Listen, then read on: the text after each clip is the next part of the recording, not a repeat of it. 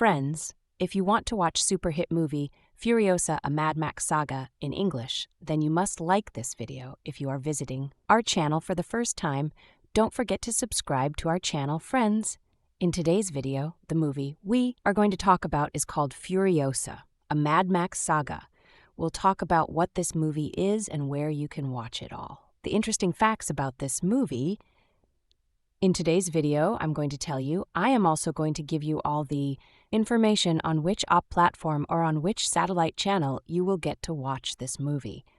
Also, we will talk in detail about the technical department, music department, pre-production filming, post-production budget, box office collection of this film. We will also talk about the story of this film, and I will also give you a small review of the story of this film. Apart from this, we will discuss about the facts of this film, storyline, star cast, actors' performance in the film, and which character has played which role. That's why I request you, friends, to watch this video till the end. So let's start the video. Furiosa, a Mad Max Saga, is a 2024 post-apocalyptic action film directed and produced by George Miller, who wrote the screenplay with Nico Lathouris. It is the fifth installment in Miller's Mad Max franchise, and the first not focused on series protagonist Max Rokitansky, instead acting as both a spin-off prequel to Mad Max Fury Road 2015, and an origin story for the Fury Road character Furiosa, portrayed by Anya Taylor-Joy and Alila Brown in the prequel. Set years before the events of Fury Road, the film follows the title character's life for over a decade, from her kidnapping by the forces of warlord Dementis, Chris Hemsworth, to her ascension to the rank of Imperator. Tom Burke also stars as Praetorian Jack, a military commander who befriends Furiosa. Several Fury Road cast members return in supporting roles, including John Howard, Nathan Jones, and Angus Sampson reprising their characters. Miller initially intended to shoot Furiosa back-to-back with Fury Road, but the former spent several years in development hell amidst salary disputes with Warner Bros. Pictures, Fury Road's distributor. Several crew members from Fury Road returned for Furiosa, including Lathouris, producer Doug Mitchell, composer Tom Holkenborg, costume designer Jenny Beavan, and editor Margaret Sixel, Miller's wife. Filming took place in Australia from June to October 2022. Furiosa, a Mad Max Saga, premiered at the 77th Cannes Film Festival on the 15th of May 2024. It was released theatrically in Australia on the 23rd of May 2024 and in the United States the following day. The film received positive reviews from critics but became a box office bomb, grossing $173 million against its budget of $168 million. Plot. Decades after the apocalypse, Australia is a radioactive wasteland, and the green place of many mothers is one of the last remaining areas with fresh water and agriculture. Raiders uncover the green place while two children, Furiosa and Valkyrie, are picking peaches. Furiosa tries to sabotage their motorcycles, but the raiders capture her as a prize for their leader, Dementis of the biker horde. Mary, Furiosa's mother, pursues them to the horde's camp to rescue Furiosa, but Dementis tracks them down. Mary stays behind to buy Furiosa time to escape and gives her a peach pit to remember her by, but Furiosa refuses to leave Mary behind. Dementis forces Furiosa to watch her mother's crucifixion. Haunted by his own family's death, Dementis adopts Furiosa as his daughter, hoping she will lead him to the green place. Sometime after, Dementis besieges the Citadel, another settlement with fresh water and agriculture. However, the horde is repelled by the War Boys, the fanatical army of Citadel warlord Immortan Joe. Dementis uses a Trojan horse strategy to capture Gastown, an oil refinery that supplies the Citadel with gasoline.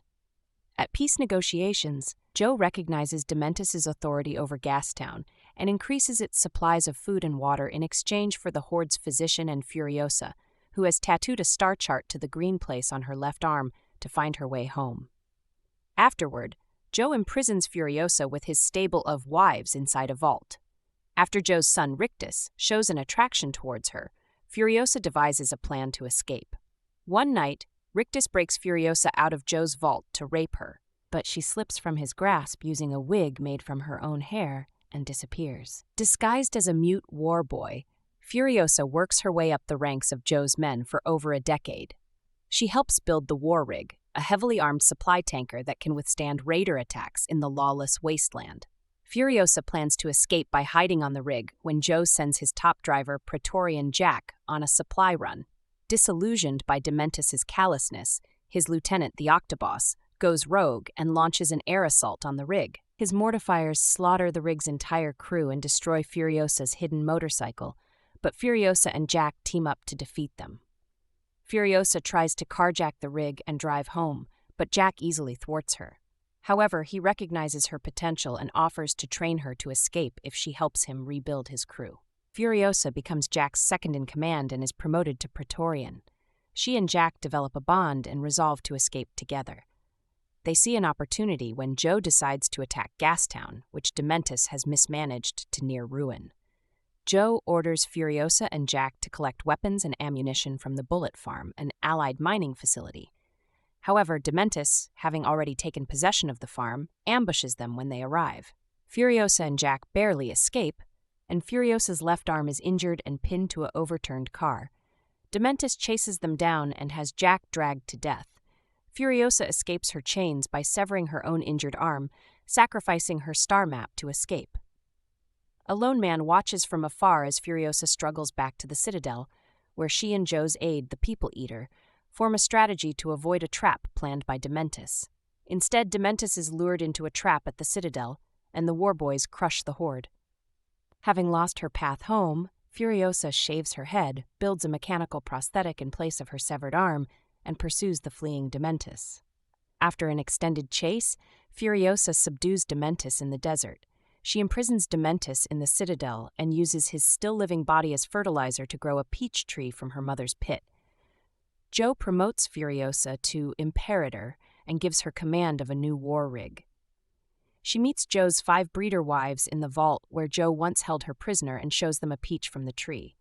The night before another supply run, the 5 wives hide in Furiosa's rig. Cast: Anya Taylor-Joy as Furiosa. Alila Brown portrays Furiosa as a child and teenager. Archive footage of Charlize Theron as the older Furiosa from Mad Max Fury Road is used during the final scene and end credits. Chris Hemsworth as Dementis, the deranged warlord leader of the biker horde who abducted Furiosa and eventual ruler of Gastown. Tom Burke as Praetorian Jack, the commander of the Citadel's first war rig. Lockie Holm as Immortan Joe, the warlord leader of the Citadel and enemy of the biker horde. Archive footage of Hugh Keys-Byrne as Immortan Joe from Mad Max Fury Road is used during the end credits. Holm also portrays Rizdale Pell, Dementis' lieutenant.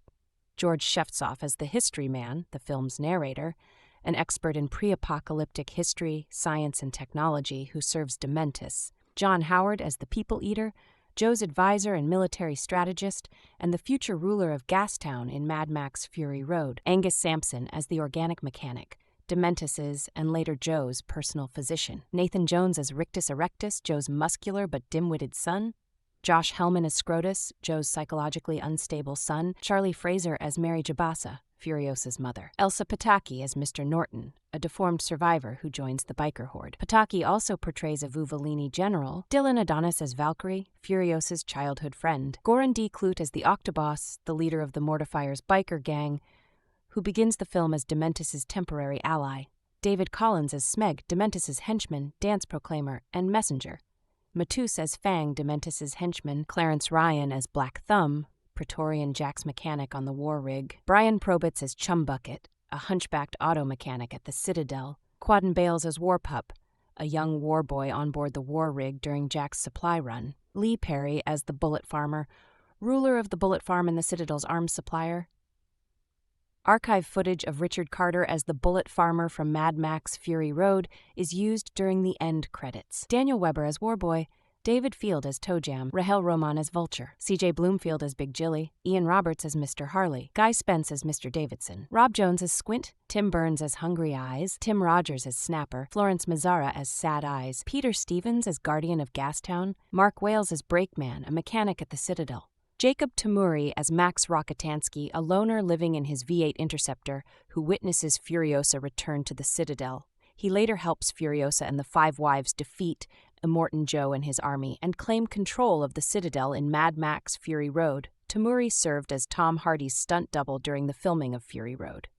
Archive footage of Hardy as Max from Mad Max Fury Road is used during the end credits. Tamuri also portrays the Dogman, a worker at the Citadel. Additionally, the end credits are intercut with archive footage from Mad Max: Fury Road, in which Nicholas Hoult, Rosie Huntington-Whiteley, Zoe Kravitz, Riley Keough, Abby Lee, and Courtney Eaton appear as Nux, the Splendid Angarad, Toast the Knowing, Capable, the Dag, and Cheeto the Fragile, respectively.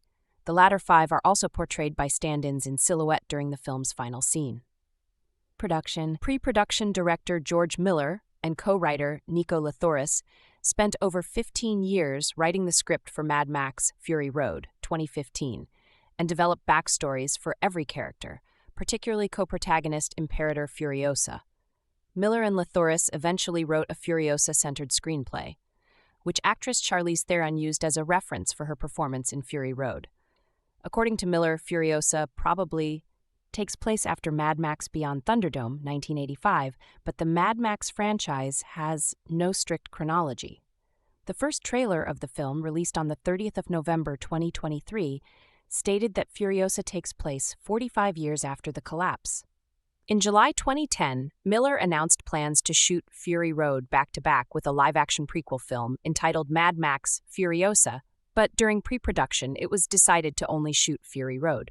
At one point, Miller and Lathouris hoped to turn the Furiosa screenplay into an anime film directed by Mahiro Maeda, who had previously worked on The Animatrix, 2003, Neon Genesis Evangelion, 1995-96, and Porco Rosso, 1992. In May 2015, Miller stated that if Fury Road became successful, he would develop 2 more films. In November 2017, Miller's production company filed a lawsuit against Warner Brothers over a Fury Road salary dispute, which delayed the production of any additional entries in the franchise. In July 2019, Miller revealed that a Furiosa film was still being planned in addition to 2 Mad Max sequels. By March 2020, Miller and Warner Bros. Settled their lawsuit and began casting the Furiosa prequel, which Miller intended to make after 3,000 Years of Longing, 2022. It was reported that the film would take place over a time frame of 15 years, depicting Furiosa's backstory of how she was displaced from her home and spent her life trying to get back.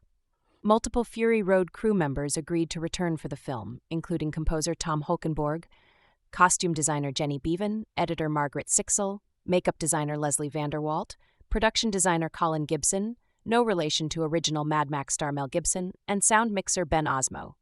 Beavan, Sixel, Vanderwalt, Gibson, and Osmo had all previously won Academy Awards for their work on Fury Road. In 2020, Miller said that the semi-retired John Seale had agreed to return as cinematographer, but Seale retired after shooting Miller's 3,000 Years of Longing, explaining that he wanted to spend more time with his grandchildren. Simon Duggan took over as Furiosa's cinematographer. George was definitely looking to find an Australian cinematographer, Duggan recalled. PJ Vayton told him, "Look, it's a no-brainer. Just get Simon to come in and do it." And George trusted him. George knew the work I was doing and thought it was amazing. So when we first met, we just wanted to talk about the Australian industry, the people we knew, and the experiences we had. And we knew that Fury Road was the starting point to the look and feel of what Furiosa was going to be, but only a starting point.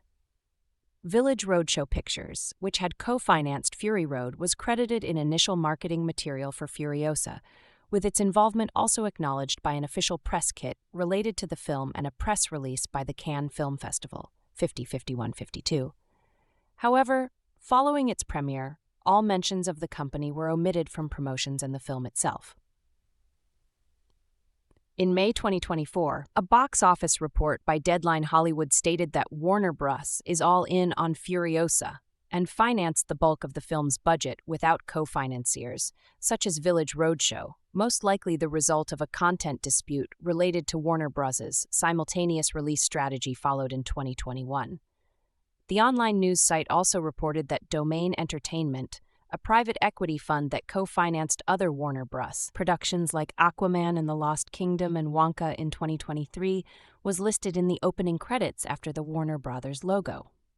Casting: Miller sought to cast a younger actress for the role in lieu of using de-aging technology for Theron, explaining that the technology still leaves an uncanny valley effect. Theron admitted that the decision was a little heartbreaking for sure, but understood Miller's rationale. In March 2020, during the COVID-19 lockdown in Australia, Miller auditioned several actresses over Skype for the Furiosa role. In October 2020, Anya Taylor-Joy, Chris Hemsworth, and Yahya Abdul-Mateen II were cast, although Abdul-Mateen later dropped out due to a scheduling conflict. 11:59. Miller chose Taylor-Joy after seeing her performance in an early cut of the film, Last Night in Soho, 2021, and auditioning her with the Mad as Hell monologue, quoted by the character Howard Beale, portrayed by Peter Finch, from Sidney Lumet's Network, 1976. Edgar Wright, the director of Last Night in Soho, told Miller to do yourself a favor and grab the opportunity to work with her. Miller felt that there's a kind of timelessness to her, there's a mystery to her, and yet she's accessible. Taylor-Joy received advice from Nicholas Hoult, who had previously portrayed Nux in Fury Road and worked alongside her in The Menu, 2022. According to Goran D. Clute, who portrayed the Octoboss, Miller asks every actor who auditions with him to try out the Mad as Hell monologue. Hemsworth, an Australian, had grown up watching the Mad Max films. In 2010, he had previously applied for the title role in Fury Road that eventually went to Tom Hardy. Hemsworth later explained that he was not a big enough star at the time to earn the role. His most notable role, Thor, had not yet debuted in the 2011 film of the same name. To accurately portray resource scarcity in the wasteland, Hemsworth cut his calorie intake in half compared to when he prepares for a Marvel Cinematic Universe (MCU) film. Describing and elaborating on his character's motivations, Hemsworth said, "He's a pretty horrible individual. Through the whole film we kept coming back to, this is evil, but what is the intention behind it? It's not just sadistic insanity. There is a real purpose. The wheels are turning, he's plotting and planning, and 10 steps ahead of everyone else." Amid the character's harshness, Hemsworth imagines Dementis as something of a father figure to Furiosa, adding, "I think that's how he sees himself. I think there's a paternal quality and nature to the relationship in his eyes. Furiosa would, I'm sure, argue to her death the complete opposite." In 2021, Miller cast Alila Brown as a young Furiosa. She had previously worked with Miller on 3,000 Years of Longing. Miller said that she reminded him of a young Furiosa and that she impressed him while doing the splits on set. Tom Burke joined the cast in the autumn of 2021 as Praetorian Jack, replacing Abdul-Mateen. Burke said that while most of his scenes were shot sitting down in a truck, he had to spend long hours in the gym becoming as lithe as possible, given that he might have to safely jump off the war rig many times in a row until Miller got a take he was satisfied with. When principal photography commenced in June 2022, the producers disclosed that Nathan Jones and Angus Sampson were set to reprise their roles from Fury Road. They additionally announced that Quaden Bales, who worked on 3,000 Years of Longing after a video about his mistreatment at school went viral, would appear in a minor role. During the production, Miller agreed to cast Lachi Halm, who was already playing the role of Rizdale Pell, as a younger Immortan Joe, succeeding Fury Road's late Hugh Keys-Byrne, who died in 2020. Miller initially wanted to use a body double for Joe and record his lines in post-production with ADR, but Halm convinced Miller that he could replicate Keys-Byrne's voice and eyes. "When you are working on a Dr. George Miller movie, there's no pressure on you because you're in an incredibly supportive environment," Halm said. During pre-production, Halm fell off a motorcycle while practicing for a scene as Rizdale Pell. Afterward, Miller decided all the actor's bike riding would be performed by his stunt double, Chris Matheson. Filming took place in Australia from May to October 2022. Principal photography began on the 1st of June 2022. Miller shot the film at various locations in New South Wales, Broken Hill, Silverton, Hay, the Stowaway action sequence, Kurnell, the bullet farm and the final confrontation between Furiosa and Dementis, Terry Hills, the Green Place, Melrose Park, Gastown, and the Disney lot in Sydney, the Citadel. The action sequence where the raiders ambushed the war rig took 78 days to shoot, where close to 200 stunt performers worked on it every day. The sequence became known during production as Stowaway to Nowhere. Miller stated that Furiosa was an easier shoot than Fury Road, alluding to the latter's troubled production, and complimented Warner Brothers' new leadership for implementing an approach to filmmaking that was much more collaborative than it was adversarial. Burke said that Miller wanted a different kind of filming style from Fury Road, which used short takes and long cuts. He noted that Miller specifically wanted to shoot the scene where Dementis taunts Jack and Furiosa in one take. In lighting most of Furiosa's exterior shots, Duggan and gaffer Sean Conway recognized that nearly all of our story would be told during daytime, so everything relied on sunlight, Duggan said. And because we were in mid-El Nino, the weather during the shoot was unpredictable, with pouring rains and winds up to 50 miles per hour. So we added a lot of artificial light to create sunlight, which helped us create a harsh look that was quite different than what you'd expect. To augment their location's natural light, the filmmakers relied on a uniform approach, employing an array of 6 18K HMI pars at varying degrees of spot.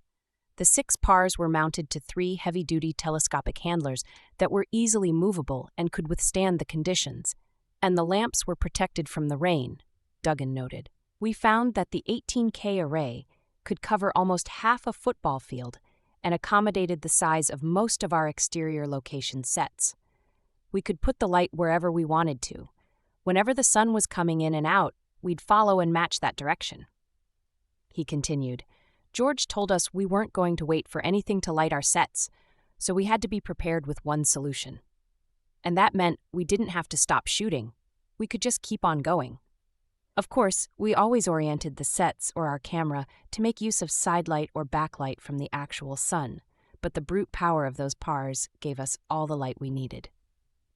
Hemsworth arrived on set nursing a back injury, but said that he was excited to work on Furiosa because playing Dementis allowed him to get out of that typecast space of the muscly action guy and play a character with complications and darkness. He explained that suffering without a purpose is awful, but suffering with purpose can be rejuvenating and replenishing. Burke said that Miller was willing to collaborate with his actors to structure Furiosa and Jack's relationship, explaining that while Miller wanted a romance, Burke felt the characters should push romance to the side until they believe they are riding off to a safer place. While promoting the film, the actors disclosed several ideas that Miller considered, or even shot but ultimately cut. Taylor-Joy said that Miller shot but ultimately deleted a scene where Furiosa cuts off Dementis' tongue, an act which is mentioned but not shown in the theatrical version. Burke said that Miller vetoed the idea of a training montage where Jack teaches Furiosa about road war because it was too much of a cliché. Post-production Fury Road's VFX supervisor Andrew Jackson returned for Furiosa. His home studio DNG worked with Framestore, Metaphysic.ai, Rising Sun Pictures, and Slate FX. He had received an Academy Award nomination for Fury Road and subsequently won the Oscar for Tenet 2020. Jackson said that Furiosa leans much more heavily than Fury Road on visual effects, and that Miller completely embraced the idea that CG is the way to go to build worlds and do whatever we need to do in post. In addition to traditional CGI work, such as augmenting backdrops and stitching together the work of multiple stuntmen who shot their scenes separately for safety reasons, Jackson used VFX to heighten certain action scenes, such as the stowaway action sequence, where VFX animated the Octobos's demise, and the final chase sequence, where a CGI version of Furiosa's otherwise practical car was used to animate things just far too dangerous to be doing with a real car, like sideswiping motorbikes. VFX helped generate a feeling of movement by making background elements move faster and animating flying equipment like the Octobos's rippling black parachute. As Furiosa ages from a child to a young woman over the course of the film, Miller and Jackson hired Rising Sun Pictures to use machine learning, a non-generative form of artificial intelligence, to blend Taylor-Joy's and Brown's faces together. Taylor-Joy said that Miller wanted the transition to be seamless. She spent 2 days shooting with Rising Sun so that they could map her facial expressions. By her estimate, at the start of the film, about 35% of Brown's face was modified to look like her own, a figure that increased to 80% during Brown's final scenes in the Citadel. Additionally, in Taylor-Joy's early scenes in the Citadel, her eyes were partially modified to look more like Brown's. Taylor-Joy stressed that the actors' union went on strike in part to demand better regulation of AI tools, and that Miller's use of AI was consensual. Metaphysic.ai performed a similar function for the Bullet Farmer, blending Lee Perry's facial features with those of the late Richard Carter, who portrayed the Bullet Farmer in Fury Road. Impact on the Australian film industry. According to the Australian Broadcasting Corporation, ABC, Furiosa was the most expensive film in Australian history, with a budget of $333.2 million. Over 3,000 people worked on the film, including some ex-convicts who were hired as supporting artists. In addition, to take advantage of Australian tax credits for VFX work, opened a Sydney branch to spearhead special effects work on Furiosa. It estimated that the office, once fully staffed, would employ up to 500 VFX artists. The film was awarded extensive government subsidies, including a filming incentive from the New South Wales government and various offsets from the federal government. Miller said that government support made shooting in Australia possible. Queensland University of Technology professor Amanda Lotz estimated that Screen NSWs contributed $50 million in direct subsidies to Furiosa's budget. Furthermore, the federal government offers all qualifying films a tax rebate equivalent to 40% of the amount of money the production spends in Australia. Lotz estimated this federal rebate at $133 million, 40% of $333.2 million, and NOS Premier Gladys Berejiklian said that she hoped Furiosa would contribute $350 million to the Australian economy. Although a May 2024 ABC report estimated the size of the NSWA's filming incentive as $175 million, over half the film's reported budget, the ABC subsequently amended its report to remove that estimate. Other reports suggested that the $175 million figure applies to the total size of the End Subsidy Fund, spread out over 5 years, and not to Furiosa specifically. Furiosa's VFX artists allowed production to keep shooting in Australia, even though the weather in New South Wales was not ideal for a desert-based film. By contrast, Miller had to move the Fury Road shoot from Australia to Namibia because rain caused wildflowers to grow in the Australian desert, which would not have happened in a post-apocalyptic wasteland. According to Framestore, during the opening chase sequence where Mary tracks Furiosa's kidnappers through a series of sand dunes, we ended up pretty much having to replace all of the ground. Colorist Eric Whipp, who also worked on Fury Road, said that because the desert scenes needed to look like Namibia and there was a huge mix of sunny and cloudy days during the shoot, a lot of the backgrounds in this film are full CG. Music. Main article Furiosa, a Mad Max Saga soundtrack. Fury Road composer Tom Holkenborg, also known as Junkie XL, returned to score Furiosa as his third collaboration with Miller after Fury Road and 3,000 Years of Longing. Holkenborg moved to Sydney to pen the score and also helped prepare the final mix. He explained that because Furiosa was a character-driven film, the film's score had to be character-driven as well. Musically, everything was being told from a first-person perspective, which is being her Furiosa, how she watches the world around her, the wasteland, its cruelties. Holkenborg added that Miller wanted a way more subtle score for Furiosa than Fury Road, the latter of which was just massive action over 48 hours and an over-the-top rock opera. 109. In particular, Miller vetoed reusing the song Brothers in Arms from Fury Road, which plays when Max and Furiosa help each other escape the Rock Rider Canyon, during the Bullet Farm action sequence, because he wanted to focus the audience's attention on the fact that Furiosa was willing to sacrifice her best chance at finding the green place to save Jack's life, and directed Holkenborg to use Fury Road's musical motifs for the green place instead. Miller explained that the Bullet Farm sequence needed to be kind of a love story in the middle of an action scene. He wanted to show that, through their actions, Furiosa and Jack actually are prepared to give of themselves entirely to the other. Furthermore, Holkenborg used AI to make deep-fake voices from another voice, explaining, what if the source sound was a drum rhythm, and what if the destination sound was an electric guitar? But the software doesn't know what to make of it. So it gave us a happy accident that we used throughout the score. Warner Bros. In-house record label Water Tower Music released the official soundtrack album on the 17th of May 2024. Marketing. On the 29th of November 2023, the Warner Bros. Booth at CCXP featured a first-look image of Taylor-Joy's Furiosa. The following day, the teaser trailer of the film was released. On the 19th of March 2024, the official trailer debuted. At CinemaCon, Warner Bros. Screened extended footage of the film on the 9th of April. Miller, Taylor-Joy, and Hemsworth appeared together for the first time in public to promote the film. Running about 5 minutes, the extended preview shown at CinemaCon revealed that the film would be split into 3 distinct chapters: Her Odyssey Begins, A Warrior Awakens, and A Ride into Vengeance. The final film actually features a total of 5 chapters: The Pole of Inaccessibility, Lessons from the Wasteland, The Stowaway, Homeward, and Beyond Vengeance. A trio of first-look images from the film were released exclusively by Total Film on the 19th of April. On the 16th of May, an extended sneak peek was released by Odeon Cinemas and was released on YouTube the following day. Release theatrical. Furiosa, a Mad Max saga, had its world premiere at the 77th Cannes Film Festival, screening out of competition on the 15th of May 2024. The film was released theatrically in Australia and India on the 23rd of May 2024, and in the United States on 24th of May 2024. It was originally scheduled to be released on the 23rd of June 2023, but was delayed to May 2024. The film opened in China on the 7th of June 2024, becoming the first Mad Max film to be theatrically released there.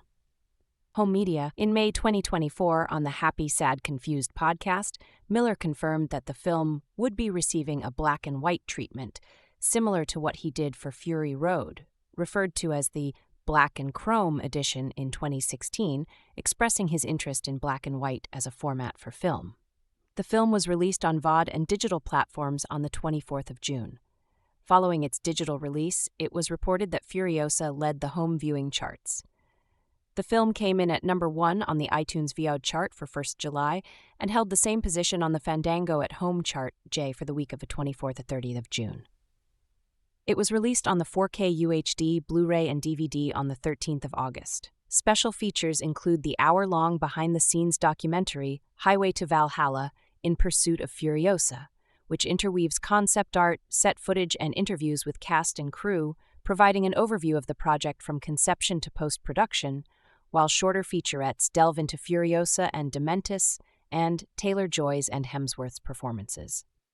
An extended breakdown of the Stowaway action sequence is also included. The disc is rounded out by a featurette on the film's vehicular designs and their construction, 135.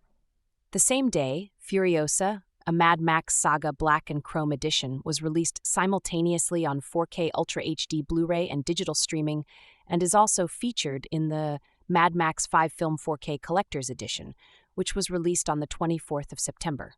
The film became available for streaming on Max on the 16th of August. Reception. Box office. Furiosa, a Mad Max saga, grossed $67.5 million in the United States and Canada and $105.3 million in other territories, for a worldwide total of $172.8 million. 7. The film's box office performance has been deemed a failure.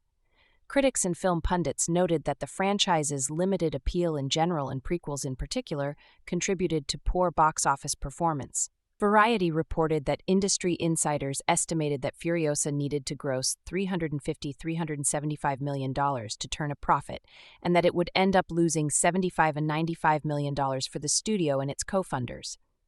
However, a Warner Bros. Spokesperson claimed that the film had a lower break-even point. As much as half of the film's budget was covered by the Enswalios and Australian federal governments. Performance. In the United States, Furiosa's $32.3 million gross in its 4-day opening weekend was described as disappointing. Industry analysts had projected $40 million.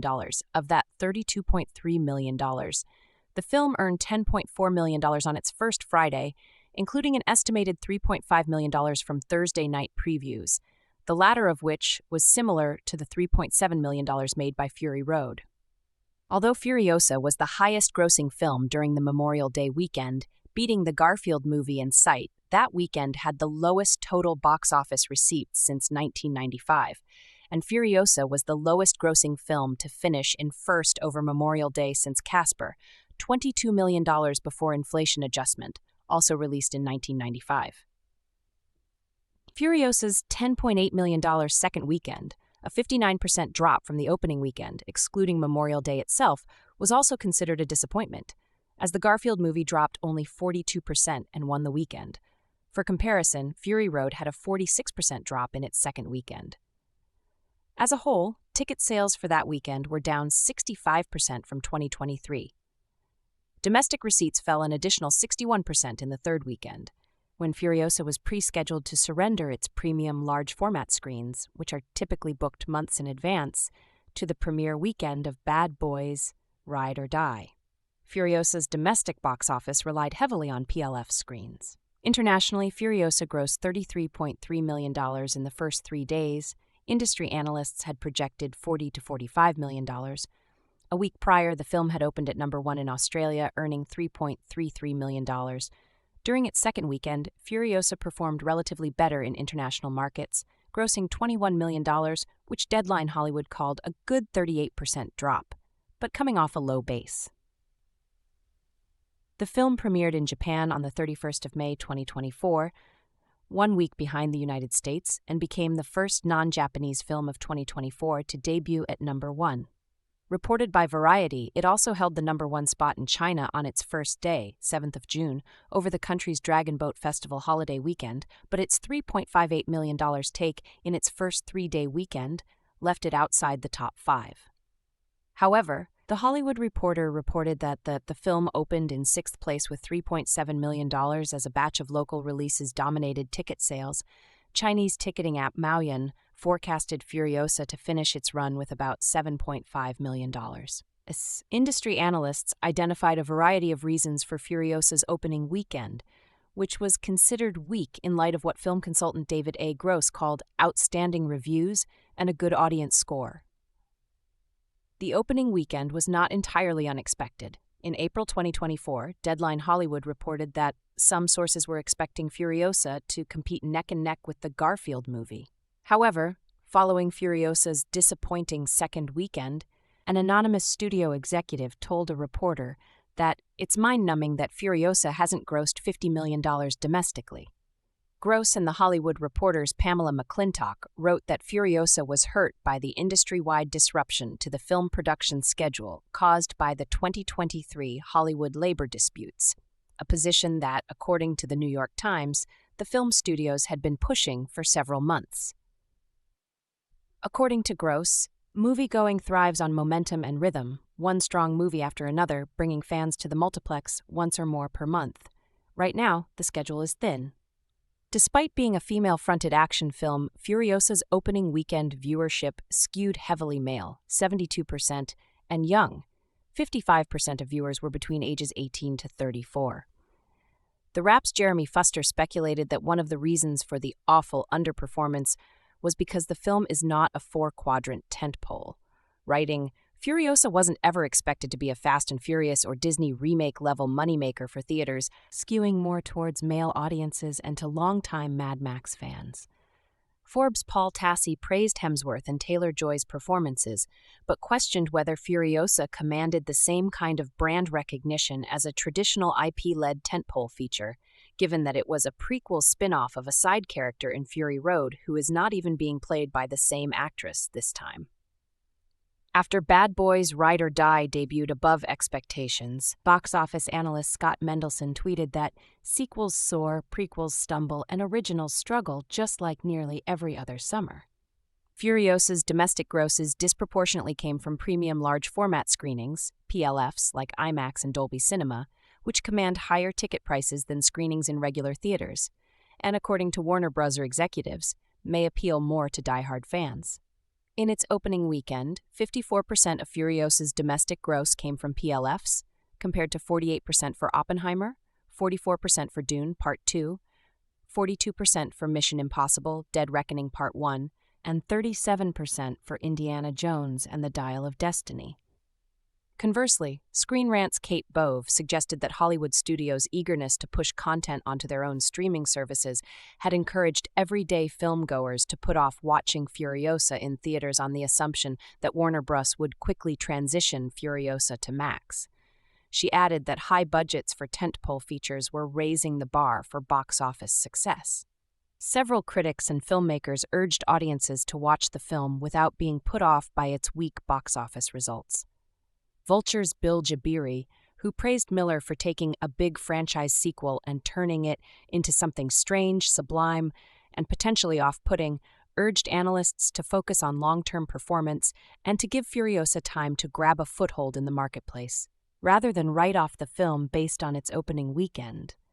Abiri also pointed to the 2023 cultural phenomenon of Barbenheimer, Barbie and Oppenheimer, which accumulated 75% of its total grosses after the opening weekend due to strong word of mouth. Director Wes Ball, whose film Kingdom of the Planet of the Apes had moved up its release date to avoid directly competing with Furiosa, encouraged people to go and watch the film on the big screen on Twitter by tweeting, "Like the movie or not, creative swings like this don't come around often. When they do, try to enjoy the ambition of it all in a great theater. Furiosa was made because Fury Road was beloved, not because it was a box office hit." Critical response. On the review aggregator website Rotten Tomatoes, 90% of 416 critics' reviews are positive, with an average rating of 7.9 for 10. The website's consensus reads, "Retroactively enriching Fury Road with greater emotional heft, if not quite matching it in propulsive throttle, Furiosa is another glorious swerve in mastermind George Miller's breathless race towards cinematic Valhalla." Metacritic, which uses a weighted average, assigned the film a score of 79 out of 100, based on 64 critics, indicating generally favorable reviews, 180. Audiences polled by CinemaScore gave the film an average grade of B+, on an A+ to F scale, the same as Fury Road, while those polled by PostTrack gave the film an average of 4.5 stars out of 5, with 70% saying they would definitely recommend it. Writing for RogerEbert.com, Robert Daniels awarded the film 4 out of 4 stars and called it one of the best prequels ever made. He praised the action sequences, performances, and storyline. Pete Hammond of Deadline Hollywood viewed the film as possessing the best screenplay of any Mad Max film. The Guardian's Peter Bradshaw called Taylor-Joy an overwhelmingly convincing action heroine. 184.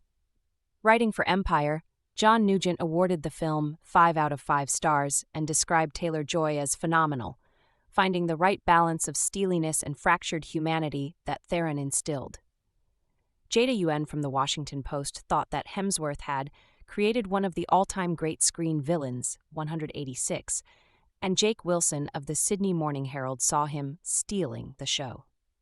In a critical review, Owen Gleiberman of Variety perceived Furiosa as franchise overkill and as filled with pretension.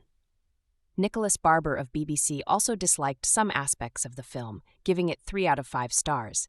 He viewed the plot as meandering and as draining, writing, "You soon reach the point where you're sick of sand, sick of explosions, sick of off-puttingly sadistic violence." Stephanie Zacharek's review in Time similarly criticized the film as a slog that's working hard to persuade us we're having a good time. John MacDonald of the Australian Financial Review opined that part of the film's failure may be attributed to the writing, but also to Hemsworth's woodenness as an actor. In July 2024, Theron confirmed she had seen the film, stating, "It's amazing, it's a beautiful film." When asked if she had talked to Taylor-Joy at all throughout the process, or since its release, Theron said, "No, we've really been trying to connect. It's been one of those, we can actually make a comedy out of it. We keep running into each other, and in places when we don't have time to really talk to each other, so we're constantly like, oh my God, okay, let's get together. And then life takes over, but it will happen when it's right." Possible future prequel. Main article, Mad Max, The Wasteland. Broken into 5 chapters, each denser than the last, the film begins with a very young Furiosa, Alila Brown, picking fruit from a tree near her bucolic homeland, the Green Place. A biker gang arrives to forage the land, and though Furiosa ably attempts to sabotage their bikes, she is captured, causing her mother, Lee Fraser, to venture out into the desert wasteland to retrieve her. a crazed chase ensues, one of the film's many expansive set pieces, that sees Furiosa's mother pursuing her daughter's kidnappers over sand dunes and through a sandstorm, to the steps of a hideout belonging to the messianic figure Dementis, Chris Hemsworth. This is the beginning of a decade-long feud between Furiosa and Dementis that involves revenge, grief, and the desire to return home. To do any further summarizing would, of course, not only spoil the film, but would also say that the narrative beats are necessary. They're not. That doesn't mean Furiosa is illogical, rather that, more than anything, Miller is telling an emotional story of how a once virtuous child became a hardened woman. That kind of arc matches well with the film's operatic sensibilities as we're introduced to the origins of wasteland fortresses like Gastown and Bullet Farm, and taken to the Citadel helmed by a younger, more imposing Immortan Joe, Lakey Holm. Other characters like Immortan Joe's bumbling sons Rictus, Nathan Jones, and Scrotus, Josh Helman, return, and tips of the hat are given to fan favorites from Fury Road. Surprisingly, the older Furiosa, a striking Anya Taylor-Joy, doesn't appear until an hour or so in the film. That might inspire immediate disappointment in some, but it shouldn't, because Alila Brown as the adolescent Furiosa is so absorbing, often recalling a young Jodie Foster in her mixture of otherworldly intelligence and relentless confidence. The groundwork she lays is so seamless that by the time we leap forward to Taylor-Joy's take on the character, it required a few beats before I could tell the difference between the two actresses. Miller is so assured at reading an audience, he even crafts an elongated chase that sees Furiosa driving across the wasteland with Praetorian Jack, Tom Burke, on an oil run that gives Taylor-Joy and the character the perfect entrance, a hard push-in for a worthy close-up. Though Burke is on screen for a relatively short time, he and Taylor-Joy build quick chemistry as two lost souls who believe that paradise still exists somewhere in the world if they follow the map of stars tattooed on Furiosa's forearm. If it feels like Hemsworth is an also-ran, he isn't. Which is odd to say because he is saddled with a terrible wig and an obtrusive prosthetic nose, and even disappears for long stretches. Still, whenever he does show up, he might be the best part of Furiosa. He doesn't just get the best, more instantly quotable lines, he has never been more physically commanding, first as a poised messiah and swindler, then as a blowhard politician, then as an emperor with no clothes on. The combination of Dementis's wit, callousness, and cold calculations is a persona Hemsworth has worked on for some time, and it all comes together here for an unforgettable villain turn. I can certainly nitpick about what elements I prefer in Fury Road as opposed to Furiosa. There's far more VFX in the latter, causing me to miss some of the thrills Miller inspired with his unflinching use of practical effect. I also think that Fury Road acts on a subtler thematic level, which is saying something, because the visual language in that film, for as immaculate as the craftsmanship is, basically bashes you over the head. Furiosa goes one step further. Every line of dialogue flags the metaphorical importance of every scene. And yet, it's easy to ignore these tiny grievances not only because you're left marveling at the big swing Miller is taking, but also because his interest in this world, these characters, and this type of big, bold storytelling is so infectious. There's also a character named Piss Boy, so this really is a movie with something for everyone. No one knows how to do scale better than Miller. Margaret Sixel and Elliot Knappman's editing is breathtakingly seamless, quickly building both rapport between characters and gnarly deaths with equal tenacity, to the point that DP Simon Duggan's eloquent photography of these desolate death valleys, matched by composer Tom Holkenborg's deafeningly propulsive score, wholly immerses you in a way that isn't needlessly showing. Each large set piece feels necessary, aware of space and story, and brimming with a camera that takes delight in knowing exactly what kill shot or angle of the many battles we want to take as it swoops between lunging bodies, massive infernos, monster trucks, big rigs, and over sand dunes. Symbol. Read more. Much will be written about Furiosa on a thematic level, such as how it subverts the biblical apple scene for a well-earned ending, or how it speaks of our present environmental, militaristic, and regressive political reality, particularly why we go to war and the fecklessness of the leaders who take us there. But this is also just a big, entertaining popcorn movie, told with a sense of adventure and play. Miller isn't here for tawdry melodrama, algorithmic plotting, or art designed for the small screen. Furiosa aims to blow you away, and it does, to Valhalla and beyond. This review was filed from the premiere at the Cannes Film Festival. It opens on May 24th. Furiosa, a Mad Max Saga review. George Miller never really went away for 30 years between Mad Max movies, like it was implied upon the release of Fury Road. The original trilogy were 3 of the first 4 movies of the 13 he directed in his 45 years career. He also adapted John Updike's novel The Witches of Eastwick, made a miserable biopic starring Nick Nolte called Lorenzo's Oil, and somehow Babe. Yes, the children movie about the little pig. My point is, George Miller is not a genius, but he managed the lifespan of a great idea like one. There was no way Fury Road wouldn't work because it basically captured the thrills of the original with the technical means and creative sensibilities of a different era. In many ways, it was probably more like the movie he originally envisioned Road Warrior to be than even the original Road Warrior. In that sense, Furiosa, a Mad Max story, had no chance in hell to recapture the buzz over Fury Road, but it did a decent job at being the cinematographic equivalent of an expansion pack for it. It's not great, but it's all right, and perhaps it should stop there for a couple other decades, until we have something more to say about the collapse of society and the end of the world. Furiosa, a Mad Max story, is exactly what the title says it is, an origin story of Furiosa, Anya Taylor-Joy, originally played by Charlize Theron, a one-armed wasteland warrior who grew up a hostage to a wayward biker hilariously named Dementis, played with remarkable nuance by Chris Hemsworth, who happened to murder her mom.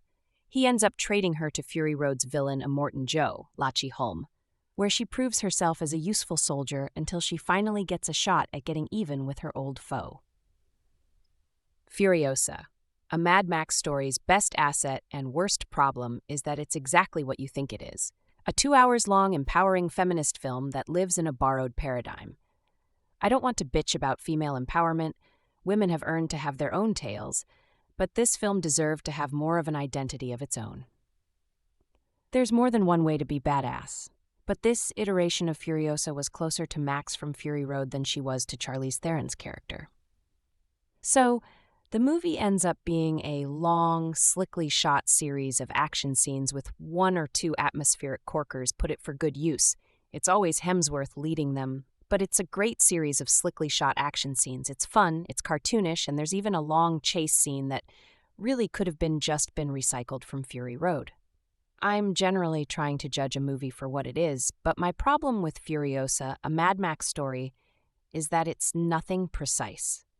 At least not in essence. Its identity markers are superficial. But it's good. It's competent.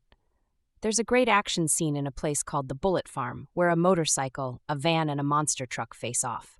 It's breathless and alive, but it's also cartoonish at the same time. Whenever there's a sandstorm rising, Furiosa, a Mad Max story, takes an atmospheric quality it should have nurtured more.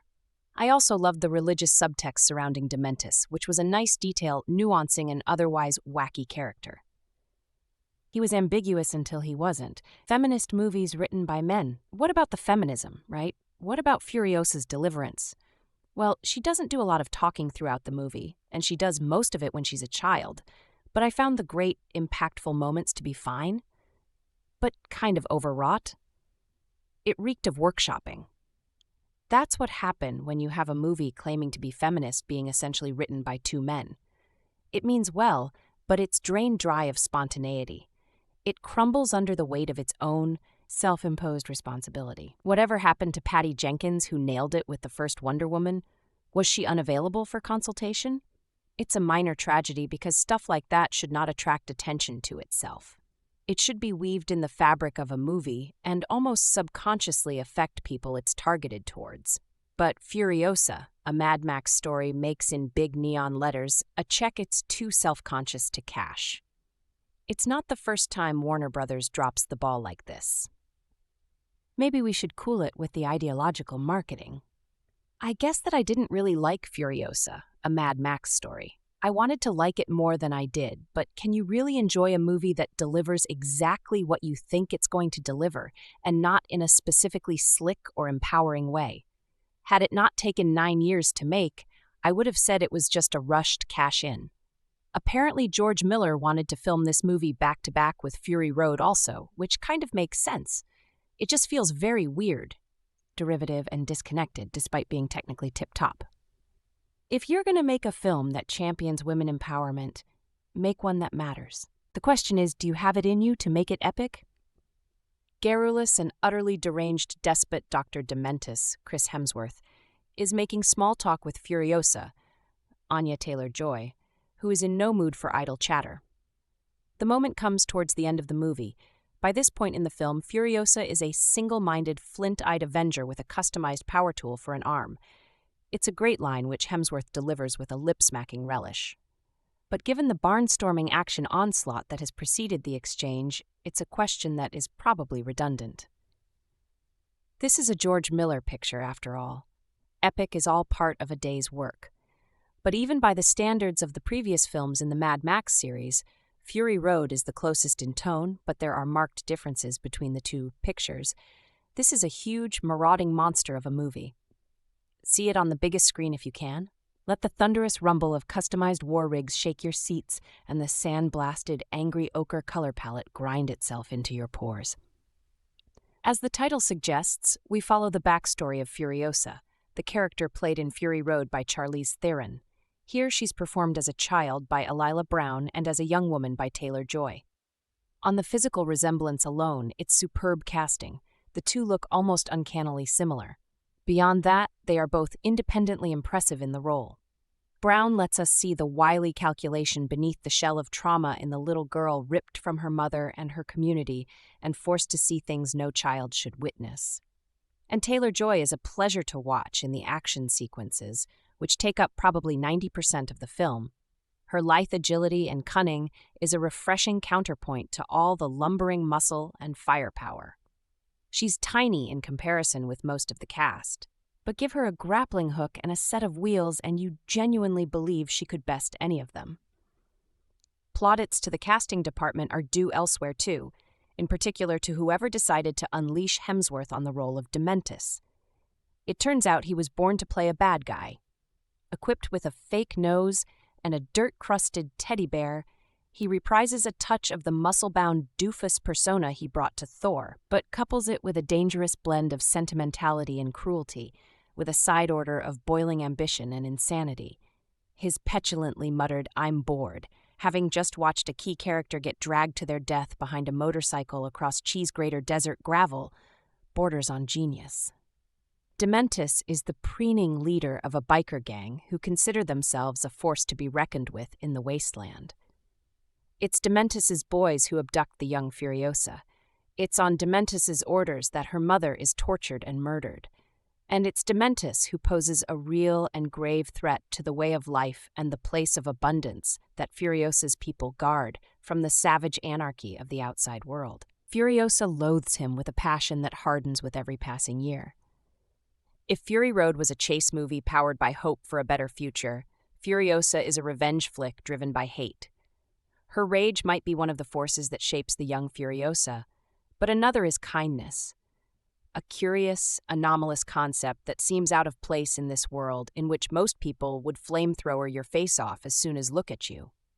The kindness comes from renowned rig driver Praetorian Jack, Tom Burke, who forms an alliance with Furiosa and mentors her as a driver, fighter, and general badass. Of course, evil tends to be more extravagantly memorable, and decency has a way of getting shunted into the background when pretty much everyone else in the cast is trying to out-crazy each other. Still, Burke delivers solid work in a role that can't help but feel a little underpowered. It's a remarkable achievement by Miller, a piece of world-building that is fully realized down to the last diseased pustule on the last burrow-dwelling maggot farmer. And the action sequences are phenomenal. There is a niggling question of whether there is much substance beneath the blitzkrieg assault of the spectacle. Your level of enjoyment will depend on whether or not you need a message with your mayhem.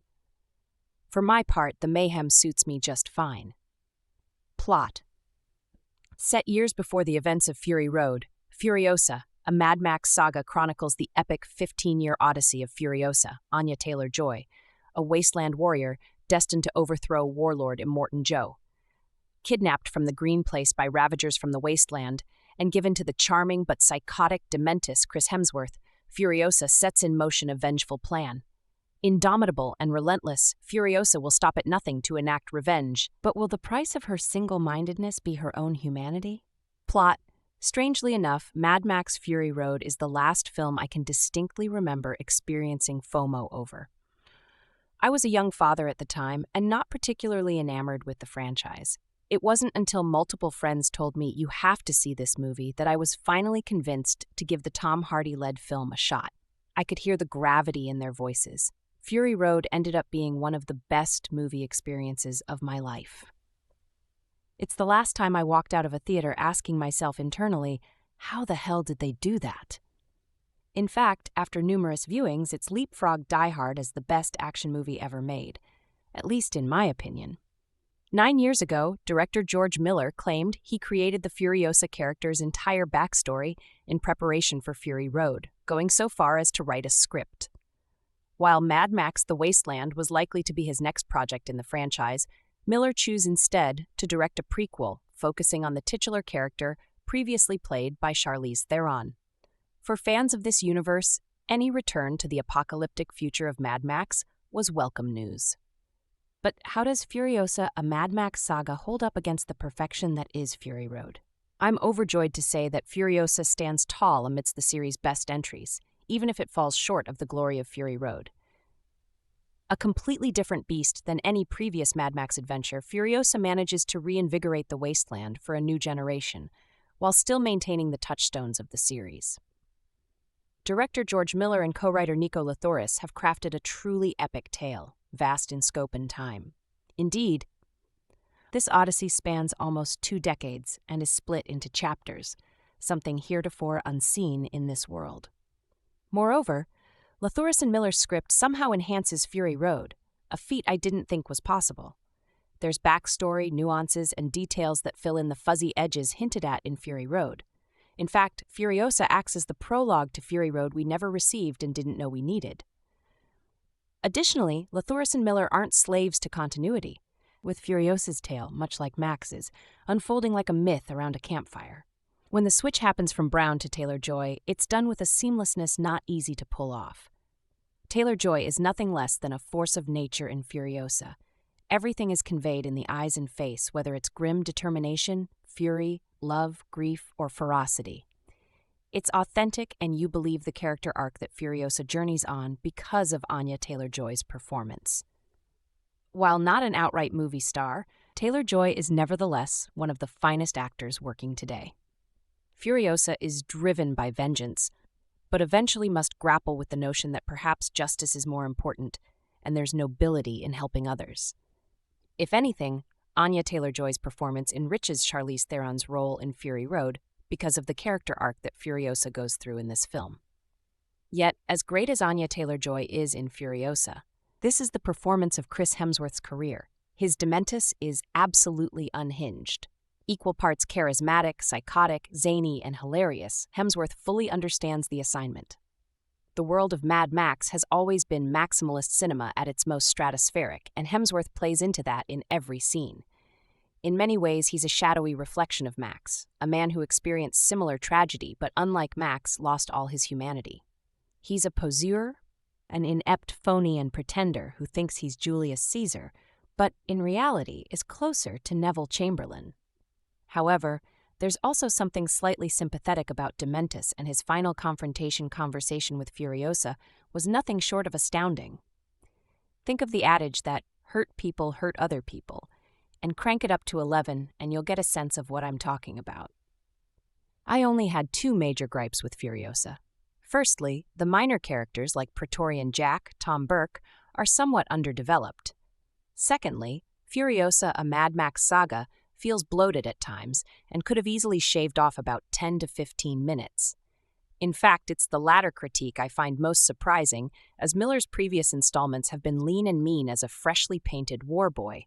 However, I suspect I may change my thoughts on subsequent viewings. I yearn to see more movies in the vein of director George Miller's Furiosa. Upon first sight, it is a staggering achievement on a visual scale. The eye of the camera practically gallops along the ground of this barren world, and it runs at the mighty pace of our heroine. My own eyes popped, witnessing the immense volume of the cinematography and the level of clarity sitting before me. Images of the lengthy sands or the towering underground world tucked beneath the cliffs are filmed through the viewpoint of someone glancing at these structures from the ground below, or far enough to admire the powerful structures or roaring machines from afar. At times, the camera quickly zooms in to provide a close-up revealing of the undying determination of the people chasing each other and suck audiences into the excitement and thrill of what is occurring. I often felt as though I was running beside the brave souls riding through the wasteland, because the camera movement swiftly allows a deep sense of the huge and bizarre world filling the screen and stays just close and firm enough for us to breathe in the impressive view of what stands before us. The sheer look of this movie is stunning to behold, and it was worth every penny to view this on the biggest screen possible. The combination of Miller's directorial eye and the cinematography of Simon Duggan recognizes the barrenness and impressive scope of the wasteland universe filling this story, and they lend their talents to yanking you in without holding back. On top of being a remarkable tale about enacting vengeance upon the foul and tyrannical, Furiosa is a fantastic visual experience, and I only have a greater interest in seeing it on the screen again due to this. Kudos to the movie for also staying true to the bizarre presence of this world and the methods through which it functions. People from different sections of this universe decorate their faces with paint and roam through the desert in metallic vehicles and devices created from objects that are absurd enough to work. How many movies from today use giant fans aided by parachutes to fly, or present trucks with circling razor blades to ward possible hijackers away? Characters will literally bite from the tubes fueling motorcycles to drain what brings life and is a precious resource for moving to show how valuable it is, and leaders of gangs will steadily debate offers in order to gain food and other scarce items they need to survive. Miller provides a delightfully unusual innovation through his practically designed cars and items, and the stunts and motions of the chasers on screen rarely came across as fake or overly composed by CGI. I can't begin to express how delighted I am to see practical effects being utilized in a movie in 2024, and how much I applaud Miller for being daring enough to use them as much as possible, and how I yearn for more movies to use effects such as these. The steeliness and firmness of what Anya Taylor-Joy as younger Furiosa believes in comes through in her unwavering expressions as she matches glaring sights with her opponents or aims a weapon towards its target. She marvelously portrays both the harshness and cautious hopefulness of someone who has endured awful events in earlier years and is starving for rightful vengeance upon those who inflicted their villainy upon her life.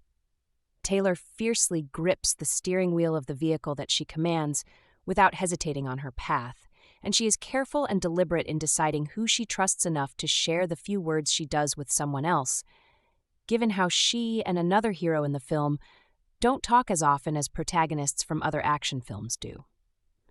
Her version of Furiosa is a great example of a protagonist whose daring actions speak volumes louder than the few words she actually says.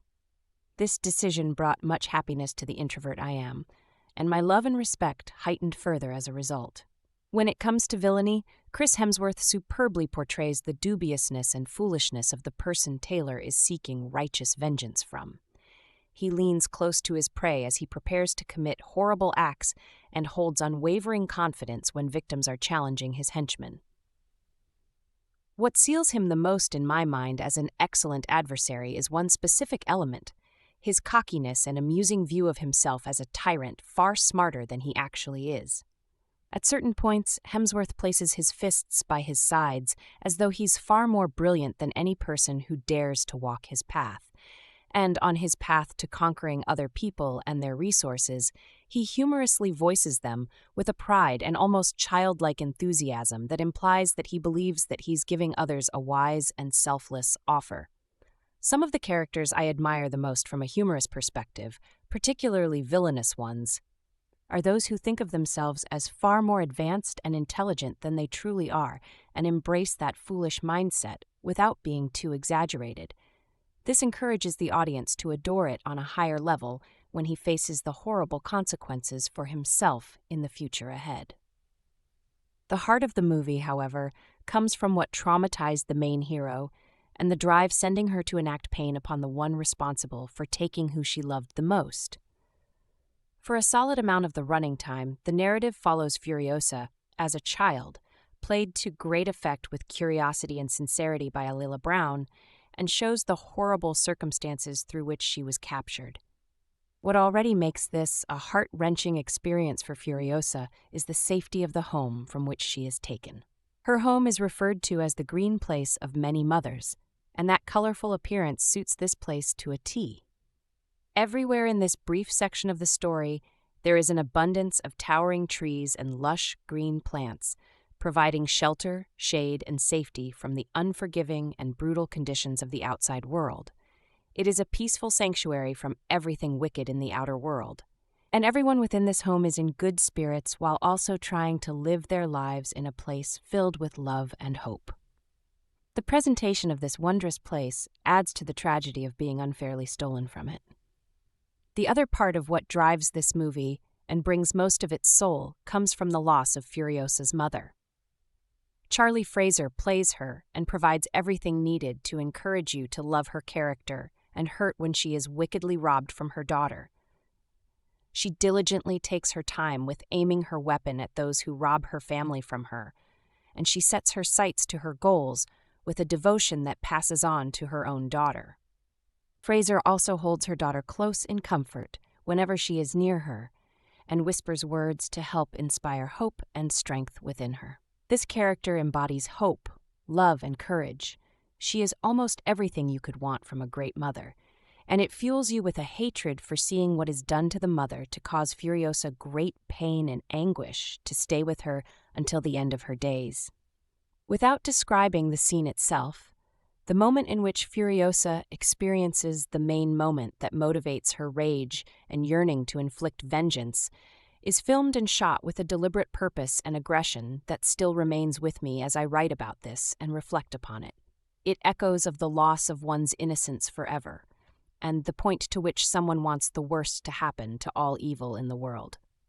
In a world lacking much peace and kindness, the ones who we love the most bring heart and hopefulness when almost everything else seems dark. For some, that source of love and hope comes from a romantic partner. For others, it comes in the form of true family. In the case of Furiosa, the ultimate source of family, the most real form of love, the last bit of innocence in her life, comes from the presence of her mom. So, when her mother is taken away from her in a cold and thoughtless fashion, that anger and yearning to see justice done flows to me almost as strongly as it flows within Furiosa. The main motive of Furiosa's intensity isn't even voiced often. The visuals of what happens early on and what she experiences on her journey is enough. Furiosa, a Mad Max saga, is a marvelous blockbuster and something I hope more people head to see.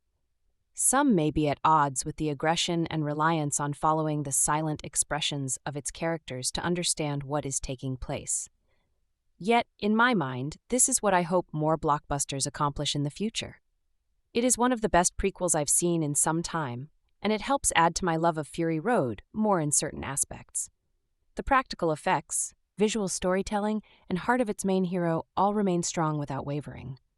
George Miller is a real artist who brings great power, intensity, and heart to the big screen, and Furiosa is another exceptional demonstration of this. I don't like sand. It's coarse and rough and irritating, and it gets everywhere. But it's almost the entire backdrop of Furiosa, a Mad Max saga amongst a few beautiful set pieces. It's a landscape you see in a lot of films, just as you see a lot of revenge films, which Furiosa also is. But George Miller's flamboyant vision of a unique world is anything but conventional. Even with all of the sand, Furiosa is filled with colorful characters, bursts of imaginative design, and some of the most heated action sequences since Fury Road. Furiosa, a Mad Max saga, is the origin story of the titular character Furiosa and how she became the fierce woman we met in Mad Max Fury Road. I won't get into details about the story itself because the trailers were cut to prevent spoiling most of the film's plot, which I strive to do in my reviews as well. If you have not seen the other Mad Max films, you can still see Furiosa without having to watch the others. It can function as a perfect standalone film while still including pieces from the other installments of the franchise. Mad Max Fury Road wasn't a very dialogue-heavy film, and Furiosa flows in that same vein. Anya Taylor-Joy plays the younger Furiosa, who was played by Charlize Theron in Fury Road.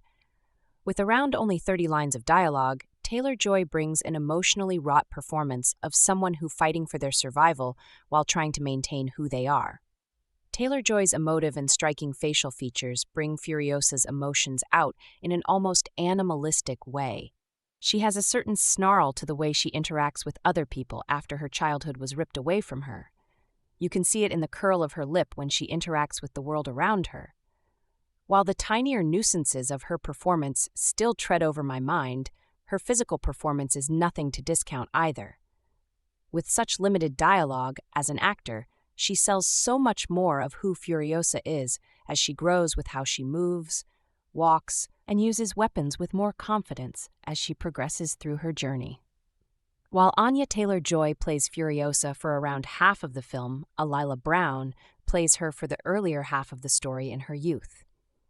She gives a fantastic performance alongside Chris Hemsworth as Dr. Dementis.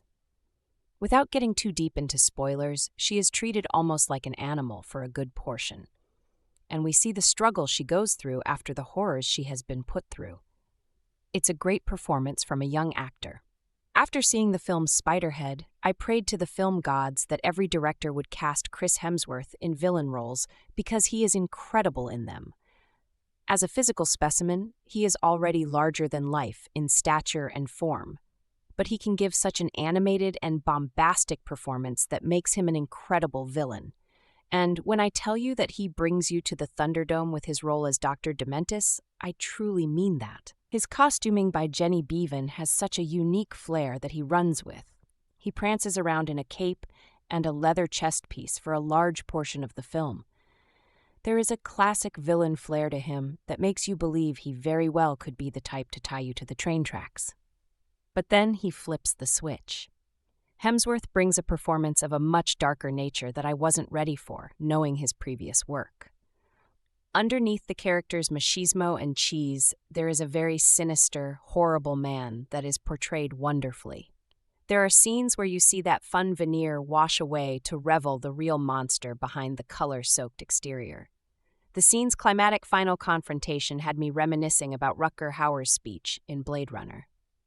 I was truly in awe of the performance, and I hope we see more like this from Hemsworth. The primary colors of Furiosa are orange and yellow because of the apocalypse theming and the sand. With some films that would make it a bore to watch.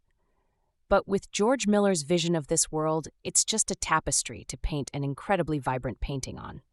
Where some post-apocalyptic worlds go for a more cold, realistic design approach, Miller and his team go the opposite direction. Everything in the world of Mad Max is weird, and Furiosa is no exception. For instance, we all know how important vehicles are to the series. They are cultural and religious staples in the world. So just giving your villain of the story a car or a motorcycle at this point would feel like toning it down. What this film does instead is give Dr. Dementis a chariot driven by motorcycles. That is only one of many incredible vehicles that shop up in this movie, some of which fly. They are all distinctly painted and designed to fit the world and groups around them. Everything is incredibly unique, but not only that, everything feels customized. Every character's vehicle feels like it is an extension of their self. That is an incredibly hard thing to do when there are so many things and people on screen at once. While there are so many vehicles driving around on screen at once, they are also typically in combat with one another, which leads to some incredible stunt work. The film isn't as action-heavy as its predecessor, which I think gives those scenes more room to breathe instead of it being back-to-back from start to finish. There was never a time in the film or during any of the sequences where the thought, "I've seen that before," passed through my mind. Every different thing just felt brand new, or a remix of ideas to form something fresh. But with all of that combat, there is a ton of explosions and something that I think is very important in the film: fire. With the world being so muted in colors, when fire is on screen, it really stands out. One group, called the War Boys, who are always painted white, use fire in almost everything they do, from their explosive spears or flamethrowers. It's a constant in the film that really just stands out to me because thematically we are watching Furiosa being forged into the warrior that we met her as. There is a brilliant scene where Anya Taylor-Joy's back is pressed to a gate as flames nearly fully engulf her as she tries to stage a rescue, which she has failed to do in the past. Everything about the shot, from the costume design to Anya's face looking into the camera and everything around it, felt like the perfect encapsulation of the film for me. It's a world on fire, but we are seeing these small glimpses of the humanity that fights against the flames to exist.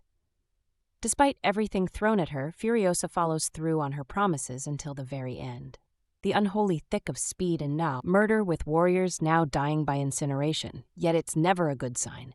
At least in a Mad Max movie, when your most dazzling set piece comes in the middle. Furiosa, like Beyond Thunderdome, wants to be something loftier than an action blowout.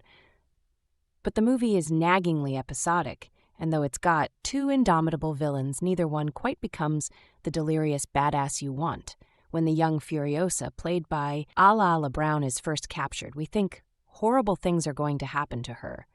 She is zoomed across the nighttime desert where the gnarly biker who nabbed her plans to inform Dementis of the oasis she came from, which, in the Garden of Eden opening sequence, looks civilized enough to be the Whole Foods of the apocalyptic afterworld. But then Furiosa's mother shows up to rescue her, a ruthless warrior named Mary Jo Bassa. Charlie Fraser, who knows how to repair and ride a thunder bike and is willing to die to protect her cub. Dementis has lost his own family. He still carries his daughter's teddy bear, and that's part of why he forms a sentimental attachment to Furiosa. She will be his family, but I'd be happier with this attempt to humanize a Mad Max villain if the character were allowed to be wilder. Chris Hemsworth still looks like a surfer god hero, and his Dementis never quite lives up to his name. He's not charismatically crazy, just madly imperious. He steals Furio childhood, yet the beyond revenge face of at the end still feels like much ado about not enough. Then too, there's something a bit off about how the movie comes close to cushioning the evil of Immortan Joe. This is a ruler who presides over a sixth sect of suicide killers and who extends his royal line by maintaining a harem of sex slave wives. We know all this from Fury Road, of course, but since Immortan Joe's citadel is the place Furious is destined to end up, the film goes a little easy on it. Immortan Joe and Dementis cut a deal over gasoline, and given how dastardly both of them are supposed to be, the battle between them should have been more lavishly twisted. The scenes where Furiosa passes herself off as a boy aren't quite convincing. You have to just go with them. Then she grows up, and Anya Taylor-Joy takes over the role. She's a powerful actor with a sensual scowl, but here with hardly any words to speak, she's at her most stoic. That seems on some level appropriate, especially when she propels herself through an entire road chase underneath a vehicle. But the character is more reactive and less hent than either Gibson's Max or Theon's Furiosa for a while. Taylor-Joy's Furiosa forms a connection with Praetorian Jack Tom Burke, a road warrior whose main lesson to her seems to be to wear blue. Grease paint on their foreheads, their partnership comes out of nowhere, then fades into nowhere, more crucial as much. As I love the character of Furiosa in Fury Road, do we really need to see her tangled deep dive that somehow stays on the surface origin story? It's an impulse at heart that grows out of franchise culture.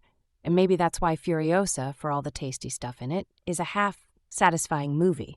Miller creates a volatile world to wander around in, and I suspect a number of viewers and critics will respond fully to that. But part of the genius of the Mad Max films is that when they're pumping on all cylinders, even when they're as grand as The Road Warrior and Fury Road, they are also in spirit as lean and mean as one of those lethal spiked jalopies zooming down the black top in attempting to inflate his universe into something larger. Miller clutters it with pretension and makes it mean less. he takes his eye off the place. Where the rubber meets the road, tonight we dance to Darwin the charming warlord. Dementis, Chris Hemsworth proclaims ahead of a brutal punishment. Motorbikes are mounted. They leave dust and blood in their wake. This is The Wasteland, the post-apocalyptic desert setting of George Miller's beloved Mad Max series. But Miller's latest film is the wasteland seen differently. Its inner workings, politics, and structures of survival, filtered through the perspective of a young Furiosa, Theo Asnail's hero introduced in 2015's Mad. Max Fury Road in Furiosa, a Mad Max saga, the titular hero Anya Taylor-Joy is our guide on a journey home, and with Miller's impeccable world-building, sharp directorial eye, and smart casting, this masterpiece of a prequel makes us feel like we're riding right alongside. Her survival of the fittest is the law of the wasteland, though no Mad Max movie has expressed it as poignantly as Furious. Through the capability and strength Miller gives the future Emperor, there's no denying she's both mentally and physically equipped for the worst of struggles. Both the confidence Taylor-Joy projects and the way Miller chooses to frame his star with a focus on her strong, unflinching gaze give us the sense that she's accustomed to the harsh ways of the new world, even if she longs for the old one she was ripped from. Building on Charlize Theron's quiet, contemplative turn as Furiosa, Inner Fury Road, Taylor-Joy burns as bright as the desert sun in a nearly wordless role. She disappears inside Furiosa, and using the character's sheer willpower, she builds a tragically beautiful foundation that's hushed yet powerful. Furiosa's quest to return to the lush oasis of the green place of many mothers is an epic, and it still feels that way even though we know from Fury Road that she won't reach her destination. Taylor-Joy's fierce cunning and completely gripping performance is up to that task. Hemsworth is also in fine form one moment, he's swaying us with his Maku breed magnetism the next. He's repelling us with Dementis cruelty. The warlord who imprisons Furiosa is proof that Hemsworth should be playing more villains, especially those who allow him to revel in the many faces of evil. On the supporting side, Charlie Fraser is on fire as Furiosa's mother, Mary Jasa, taking no prisoners literally and figuratively in her fight to keep her daughter from harm. Fraser has nearly the same round doe-like eyes as Taylor-Joy, which not only connects their characters visually, but also bolsters attachment to Mary Tom Burke playing legendary war rig. Master Praetorian Jack matches Taylor-Joy's sense of silent dedication and crushing loyalty with a performance that feels hardened but not hollow, the product of a life lived in chaos. Miller's knack for world building is on full display and gorgeously photographed by the Great Gatsby cinematographer. Simon Dugan, he and the director band together to create vibrant and striking imagery that tells Furiosa's story as well as the words in Miller and Nick Loris' script. Dementis becomes covered in red flare dust early on, seemingly signifying where his arc is headed later. A wig crafted by a young Furiosa becomes stuck on a tree branch during a death-defying escape. Miller holds on the hairpiece as time accelerates around it and the branch grows and blossoms. One lingering shot puts all of the events of Furiosa in perspective, alongside Fury Road tying both films together so seamlessly that the satisfaction of it just melts off the screen. Junkie XL's rollicking score performs a similar function with its callbacks to the themes of Fury Road. Furiosa elegantly builds tangible links to the other Mad Max films to give us the full scope of the wasteland and its inhabitants, offering satisfying answers to many burning questions along the way. If you're an avid fan, you'll know which to anticipate. That escape scene is one of the many thrilling action sequences that keep this 2.5-hour movie running on all cylinders. The kind of excitement that helps Furiosa dodge the "we all know where this is headed" problems of other prequels. The outrageous stunts of Fury Road set a new standard for action film making, as well as sky-high expectations for any subsequent Mad Max movies. And while Furiosa doesn't outdo its predecessors, wall-to-wall car chases, it's not necessarily trying to. This isn't a Fast and Furious movie. It's not all about one-upping what came before until it becomes a cartoon. Instead, its action is just as effective as Fury Road's when things ramp up. They bury the needle on the speedometer. What did we say about Mad Max Fury Road? One of the 5 chapters of the story is entirely dedicated to a rip-roaring fight on wheels that gives us a front-row view of Furiosa's determination and focus, Taylor. Joy is utterly transfixing in this scene, and even knowing that her character will survive both the fight and the film, there's still a sense of peril as she clings to the undercarriage of a giant war rig this chapter, and much of the rest of Furiosa doesn't let you out of the chokehold until the drivers hit the brakes. Later, when the rivalry between Dementis and his fellow warlord Immortan Joe escalates, Miller finds shocking new ways to depict the conflict. When they squabble, it's their many followers who do the fighting, again sidestepping.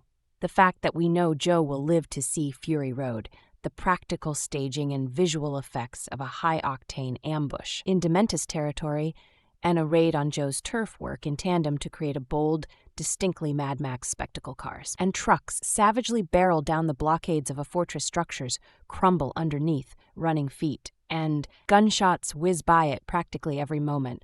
Miller is still moving as fast as ever, and it's exhilarating to be in his passenger seat. The biggest surprise up the director's sleeve, despite all its violence. The man quartered by revving motorbikes, the woman tortured at the stake. The driving force of Furiosa is love, the protagonist yearning for her motherland, her unexpected connection with Praetorian Jack. Even Dementis' impulses to rule, as he does, all spring from a vast emotional landscape with that Miller expertly shows us that when we fight for love, we must be prepared for the side effects and consequences. For Dementis and Immortan Joe, it's the thirst for power. For Furiosa, it's the shedding of who she knows herself to be, toward the end when we're well acquainted with all that's plagued. Furiosa, one character speaks of her with reverence that is the darkest of angels. The 5th rider of the apocalypse. Thanks to this film, we now know how and why Furiosa was forced to become the show stealer we meet in Fury Road. The miracle here is that Miller and his team have packed in enough eye-popping, daring-do, captivating acting, and, yes, heart to make the next step in her journey feel almost incidental. It helps that they've done so much to integrate Furiosa into the larger Mad Max saga. But this is a triumph with enough gut and gumption to stand entirely on its own. More details long before we ever stepped foot on the Fury Road with Charlie Theon's Furiosa and Tom Hardy's Max Rockatansky, director George Miller. And one co-writer, Nick Lathouris, first spent years laying out the backstory of the world of Mad Max, including the life and origins of Imperator Furiosa. It was this screenplay of Furiosa's story that Theon would read as a background for her character. And after the success of Mad Max Fury wrote Furiosa, a Mad Max saga, seemed like the obvious next choice, especially with the screenplay ready to go after COVID delays and scheduling conflicts. The film is finally on our doorstep. It's no secret that although Hardy's Max had his own silent brooding charm, Furiosa was the star of Fury Road. Her journey was at the center of the story as she tried to escape S with the 5 wives of Immortan Joe Hugh Keys. Buy-in to take them to the green. Place Furiosa's character struck a chord with viewers as much as the non-stop high-octane action did, as is the way with Hollywood.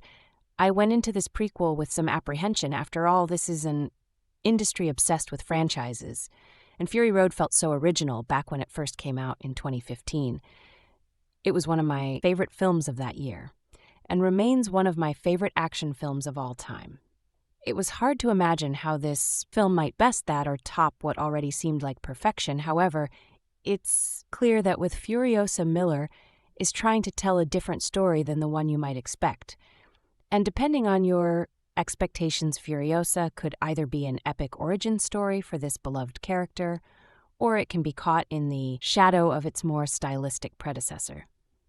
Let's just get this out of the way first. The comparison will be inevitable. Not only are these 2 films Miller's more recent works, but they are naturally tied together. However, these are 2 very different films. One of the main differences is timing. While Fury Road takes place over a matter of days, if not hours, Furiosa takes place over the span of years, nearly 2 decades. Fury Road plunges us immediately into the deep end, engulfing us in the hot flames of Immortan Joe's caravan, whereas Furio starts, more conventionally, it starts from the beginning of Furiosa's story when she was a little girl, played by an unmatched Alala Brown, and leads up through her kidnapping. and her years with the warlord Dementis, a lackluster Chris Hemsworth, and through to her time as an adult, an explosive Anna Taylor-Joy becoming the Emperor for a Morton Joe, now played by Lackey Homie, because of the nature of this story. The pacing and tone are completely different from the previous one. The heart-pounding action that was Fury Road is not fully present here, and in some respects, the story is weaker for it. However, there is such a thing as too much information, and unfortunately, Furiosa falls victim to a problem that Fury Road never had there. Are parts of the film that feel like a pure info dump, like Miller is filling in a picture that's better left bare for anyone who has ever been curious about the world of Mad Max, and more specifically, about the war for dominance. Between the warlords, prepare to have your curiosity sad speaking of these warlords. The newly introduced Dementis pales in comparison to a Joe, while Joe feels like a nightmarish inevitability. With his zealous war boys, an obsession with breeding, Dementis feels more like a pesky cockroach who simply won't die. Yes, he's cruel and he is sadistic, but who isn't in this world? Furio's grudge against him is personal. But once that is taken away, Dementis feels flimsy. Joe had a robust supporting cast to instantly fill out his development without Miller needing to do much explaining. But Dementis is often seen monologuing, obsessed with his own voice and power. Considering that both Brown and Taylor-Joy are so compelling on screen, Dementis is unnecessary, and he quickly overstays his welcome. It was jarring to me going into Furiosa and expecting the action I got in Fury Road, only to get a much more unevenly paced film. Thematically, Fury Road is a story about redemption and triumph over an oppressive force, while Furiosa is about revenge and a total loss of innocence. The two stories serve different purposes. Typically, we might see the rising action, climax, and falling action throughout the entire length of a film, but Furiosa breaks this up into 5 chapters. The result of separating the story into parts means that the runtime of 14.8 minutes feels more noticeable. The pacing, for some chapters, is relentless and energizing, while others feel like slow burns. The episodic nature of this format might not appeal to everyone, as it robs the film of a more cinematic quality. In the first chapter, a young Furiosa is kidnapped, and we are plunged into action. Immediately, her mother, Mary Jo Bassa, Charlie Fraser, acts as a one-woman army, following her daughter's captors from the Green Place all the way back to their camp. This is by far one of the most tense sequences. We know that Furiosa will eventually end up as an imperator, so there's a looming dread that despite all of Mary Jo's determination, ultimately she will fail. It's equally frustrating to watch a young Furiosa make the mistakes that will lead to her capture, knowing that they are reasonable for a child while also wishing that she'd make the right choice instead. Each segment of Furiosa plays with tone, while the opening chapter is about Furiosa's introduction to the wasteland. The subsequent chapters follow her as she learns bitter lessons from the cruel Dementis. Her time with Dementis is marked by anarchy and survival at all costs. Furiosa witnesses Dementis' brutality firsthand and is largely silent, an observer and student to his brand of ruling over his gang. This chaos comes in stark contrast to the order of a Morton Joe's gang. As a girl, it's nauseating to watch Furiosa get lecherously eyed by Russ Nathan Jones, only for her to realize that the only way to survive as a woman with a Morton Joe is to eventually become one of his wives. The film culminates when she meets Praetorian Jack Tom Burke. Her life changes as the story takes a sharp romantic shift as she becomes determined to escape Joe's and run away to the Green Place with Jack. The conflict between the warlords catches up to them, consumed by her need for vengeance at this point. We finally see the full transformation, taking us from a precocious young girl into the enigmatic woman we first meet. Watching Fury Road, what works with Furiosa is how detailed the telling of her story is. Furiosa is an intrinsically interesting character, and I always felt like I was rushing to get back to her story in this film. The problem is that Furiosa isn't just about Furiosa. The L of the war between warlords fills up a lot of time, and honestly, Dementis and Morton Joe and the other characters at Gastown and the Bullet Farm simply aren't interesting enough to warrant the time they get on screen. The politics at play drag the story down, and I get the sense that Miller might have had a more spelt story if this extra fat was trimmed away as valuable as the information about the politics of Gastown. and the bullet farm is for the actors, the viewer does not need to know so much information. Adding these elements dilutes Furiosa's story of vengeance. The absolute highlight of the film has to be the two actors leading the film.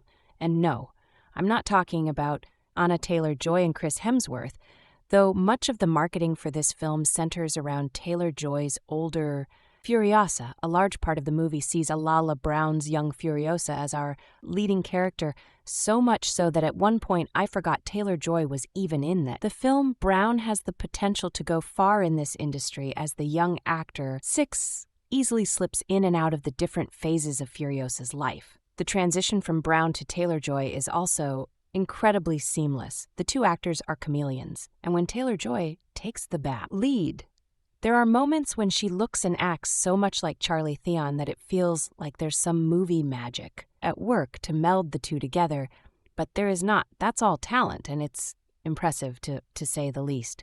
What is also a surprise is the natural romantic chemistry Taylor-Joy has with Tom Burke as Jack. The effect is instantaneous. The moment they meet, that chemistry crackles off the screen, though the relationship feels a bit forced and needs more development to make it feel less rushed. Burke and Taylor-Joy make up for those shortcomings. The two characters can tell a whole story by simply sitting next to each other on a war rig, and it is reminiscent of Max and Furiosa in Fury Road, where the tension is so palpable there's no need for dialogue. Unfortunately, where the film falters is with its other star, the aforementioned Chris Hemsworth, complete with a giant nose prosthetic that feels both unnecessary and also does little to hide Hemsworth's natural swooning dementus, is not a role that Hemsworth slips into easily. The character is over the top braggadocious and ambitious, but the performance never slips into the truly sinister as it should. It's difficult to see the performance and not see Thor God of Thunder, an Avenger underneath it all, from the washboard abs to the red cape. The costuming does Hemsworth no favors. He sticks out like a sore thumb, and by the time we pass the midpoint of the film, his character feels extraneous. It's not that Hemsworth isn't leaning into Dementus.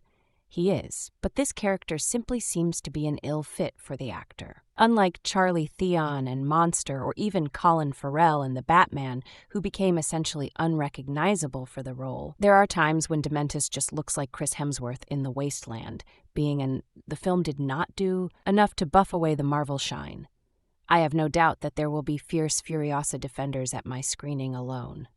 There were people saying Furiosa is better than Fury Road, and to some extent, Miller deserves this praise. Furiosa deserves this praise for the first time. In this franchise, the story is centered around a female character and feels so wholly fleshed out and explored.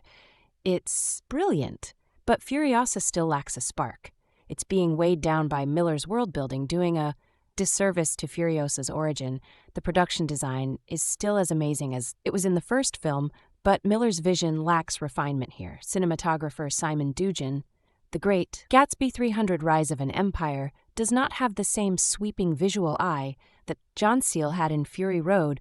We lose some of the size and scope of these battles. On war rigs and the roaming caravans of bandits, Fury Road is undoubtedly an action flick first, but Furiosa is much more of a character study similarly. While Junkie XL returns as the composer, there are whole chase sequences and action sequences that are devoid of his heart-pounding compositions that had me wondering, why are we sitting here in silence at the end of the day, perhaps if Furiosa was released first, plunging us into Furiosa's introduction without knowing where she'd end up. The film would have had a stronger impact, but because it is a prequel, it will struggle under the shadow of a film that is technically and cinematically superior.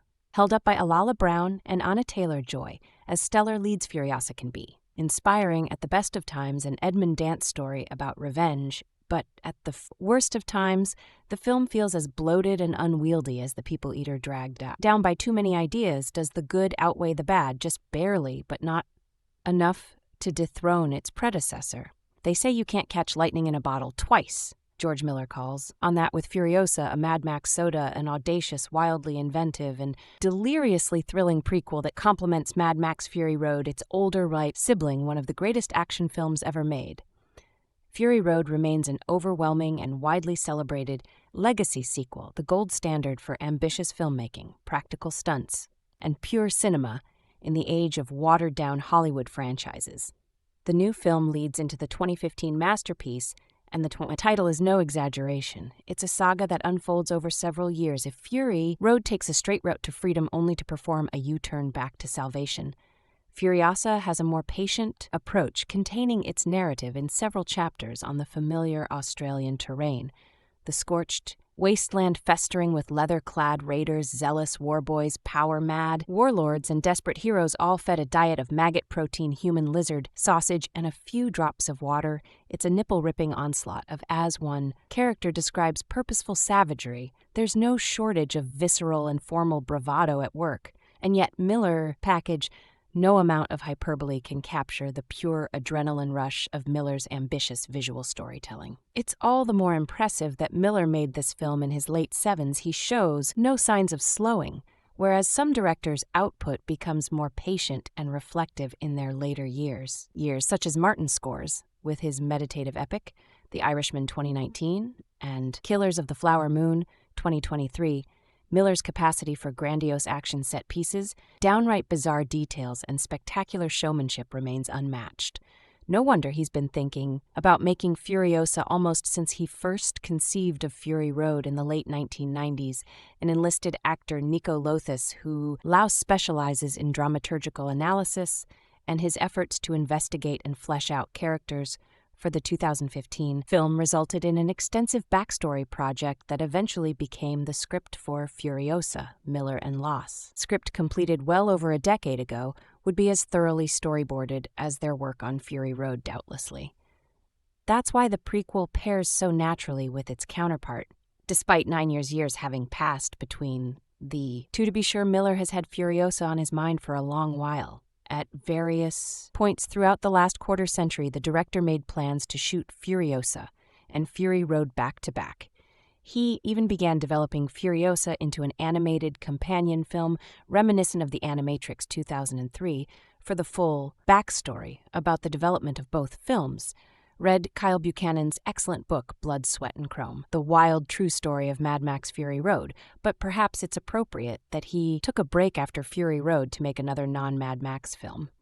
The woefully underrated 3,000 Years of Longing 2022, that film spans millennia and remains a cohesive piece of character work, maintaining its narrative integrity despite the temporal perspectives.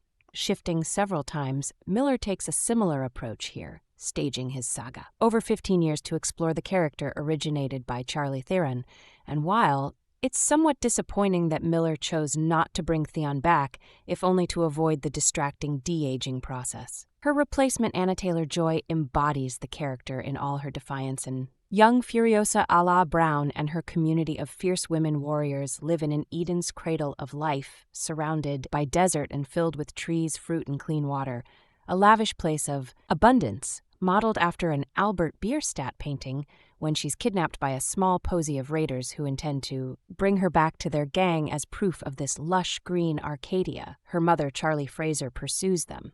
It's partly to rescue her daughter, partly to do anything necessary to keep the location of their paradise a secret, despite her putting up a good fight.